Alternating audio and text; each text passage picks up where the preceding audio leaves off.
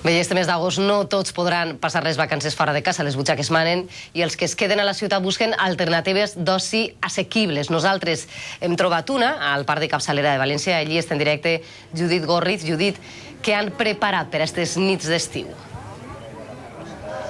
En esta terrassa del Parc de Capçalera de València hem trobat una oferta d'oci assequible que és fonamental en aquests temps de crisi i alhora saborosa, entretinguda i molt valenciana. I és que quan cau la nit, esta zona del parc es converteix en un espai relaxat i actual on disfrutar d'un bon sopar, com estan fent ara aquestes parelles. Nosaltres també hem encomanat el nostre. Mireu quina pinta té este sushi de pernil ibèric, este cruixent de corder amb salsa de dacsa o esta copa de tiramisú. Però això no és tot, perquè els caps de setmana ens ofereixen també actuacions en directe i sempre d'artistes valencians, com és el cas d'estos músics. Per un preu molt raonable, uns 20 euros, podem disfrutar d'una nit d'estiu enmig de la natura i sense eixir de la ciutat.